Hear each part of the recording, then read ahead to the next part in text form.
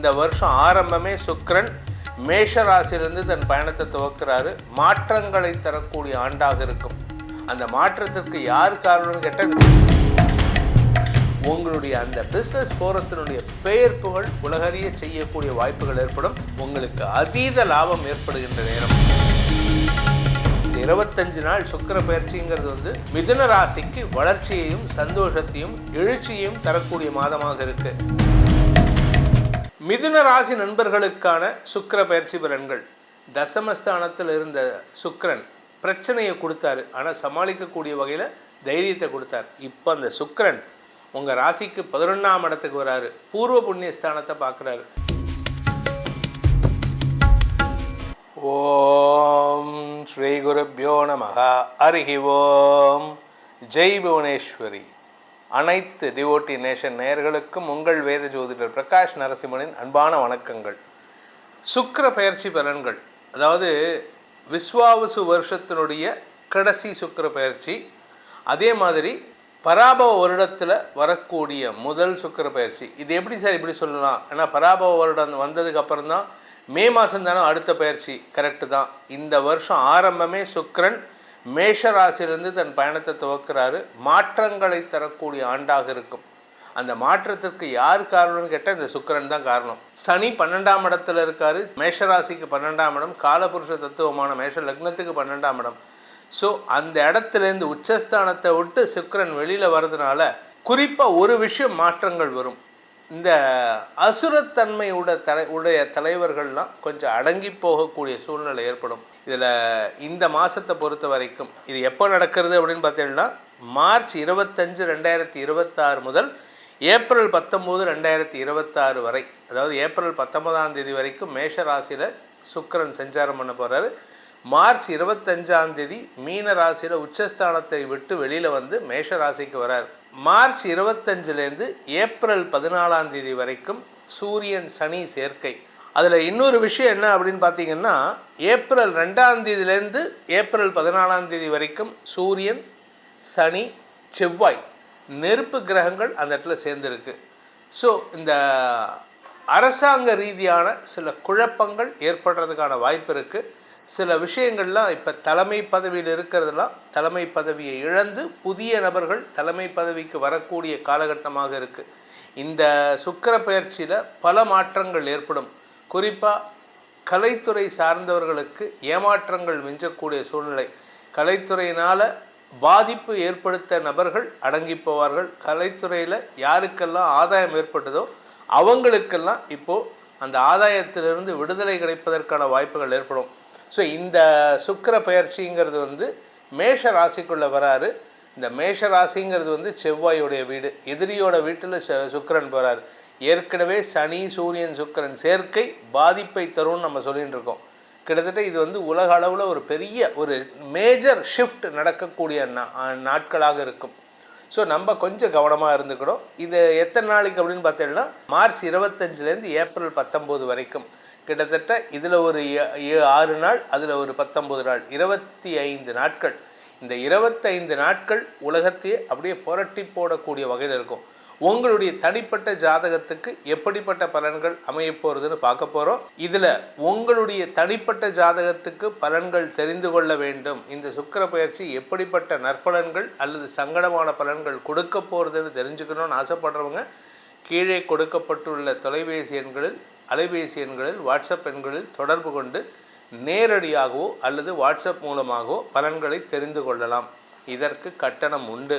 வாருங்கள், உங்கள் ராசிக்கு உண்டான பொதுவான சுக்கிர பயிற்சி பலன்களை ஆராய்வோம். மிதுன ராசி நண்பர்களுக்கான சுக்கிர பயிற்சி பலன்கள். தசமஸ்தானத்தில் இருந்த சுக்கிரன் பிரச்சனையை கொடுத்தாரு, ஆனால் சமாளிக்கக்கூடிய வகையில் தைரியத்தை கொடுத்தார். இப்போ அந்த சுக்கிரன் உங்கள் ராசிக்கு 11ஆம் இடத்துக்கு வராரு. பூர்வ புண்ணிய ஸ்தானத்தை பார்க்குறாரு.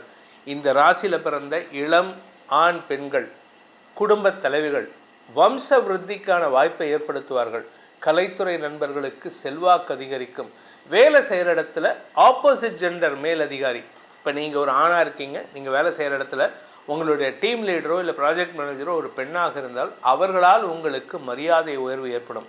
நீங்கள் ஒரு பெண்ணாக இருந்தீங்க, உங்கள் மேலதிகாரி ஒரு ஆணாக இருந்தார்னா அவர்னால உங்களுக்கு மரியாதை உயர்வு ஏற்படும்.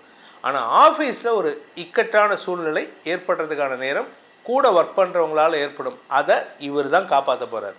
யார்? உங்கள் ஹையர் அஃபீஷியல். ஸோ உங்களை பொறுத்த வரைக்கும் ஹையர் அஃபீஷியல் உங்களுக்கு ஒரு நல்ல நண்பனாகவோ தோழியாகவோ இருக்கக்கூடிய வகையில் இருக்கும். கலைத்துறை நண்பர்களுக்கு அரசாங்க ரீதியாக உங்களுக்கு உதவிகள் கிடைப்பதற்கும் அரசாங்க ரீதியான அங்கீகாரம் கிடைப்பதற்கும் ஏப்ரல் 14க்கு மேலே உங்களுக்கு சாதகமான பலன்கள் ஏற்படும்.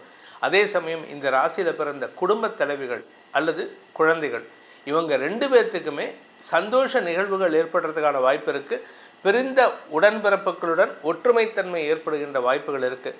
நீங்கள் வியாபாரியாக இருக்கீங்க, அதாவது ட்ரெஸ் மெட்டீரியல்ஸ், நகை வியாபாரி, இல்லாட்டி காஸ்ட்லி பொருட்கள், எலக்ட்ரானிக்ஸ் பொருட்கள், இந்த மாதிரி பொருட்கள்லாம் வியாபாரம் பண்ணுறீங்கன்னா உங்களுக்கு அதீத லாபம் ஏற்படுகின்ற நேரம். அதே சமயம் பூர்வ புண்ணிய பலம் அதிகரிக்கிறதுக்கான நேரமாக இருக்கிறதுனால உங்களுடைய வியாபார தந்திரங்கள் வெற்றியை தரக்கூடிய வகையில் இருக்கும்.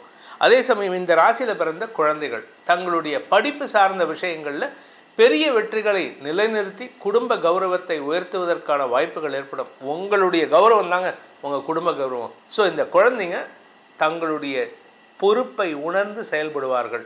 அதே சமயம் உங்களுடைய மூத்த சகோதர சகோதரிகளின் தேவைகளை பூர்த்தி செய்வதற்காக நீங்கள் எடுக்கும் முயற்சிகள், குறிப்பாக உங்களுக்கு அக்காவும் அண்ணனும் இருக்காங்க, அவங்களுக்கு திருமண பேச்சுவார்த்தைகள் நீங்கள் முன்னணி நடத்துவீங்க.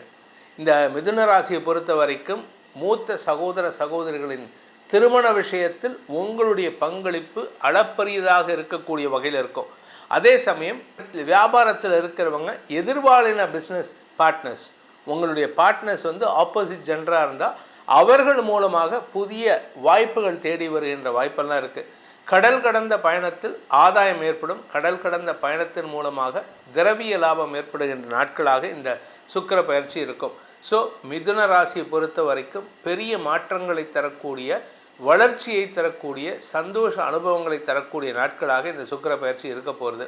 இதில் ஒரு நல்ல விஷயம் என்னென்னா, ஆஃபீஸில் சில இடமாற்றம் கேட்டிருந்தீங்கன்னா அது கண்டிப்பாக கிடைக்கும்.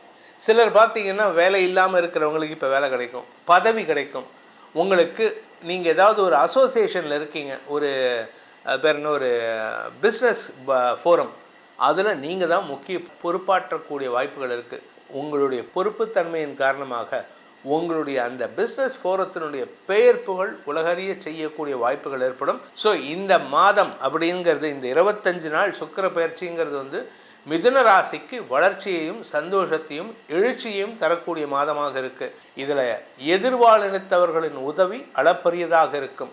அதனால் நீங்கள் எப்பேற்பட்ட சிச்சுவேஷன்லையும் எதிர்பாலினத்தவர்களுக்கு உதவி செய்வதை தவிர்க்காமல் செய்திருங்கள். இதன் மூலமாக உங்களுக்கு நன்மைகள் ஏற்படும். இப்போ உங்களுக்கு உங்கள் ராசிக்கான சுக்கிர பயிற்சி பலன்களை பார்த்தோம். இதை லக்னத்துக்கு எப்படி இருக்குன்னு பார்த்து அதுக்கேற்ற மாதிரி தான், ஏன்னா உங்கள் ராசி ஒன்று உங்கள் லக்னம் ஒன்றா இருக்கும், இது ரெண்டுக்கும் கோரிலேட் பண்ணி பார்த்து தான் உங்களுடைய தனிப்பட்ட ஜாதகத்துக்கான பலன்களை தெரிந்து கொள்ள வேண்டும். இதன் மூலமாக இந்த சுக்கிர பயிற்சியின் மூலமாக மாற்றங்கள் நிகழக்கூடிய வகையில் இருக்குது. உங்களுக்கு நல்ல மாற்றங்களாக ஏற்பட வேண்டும்.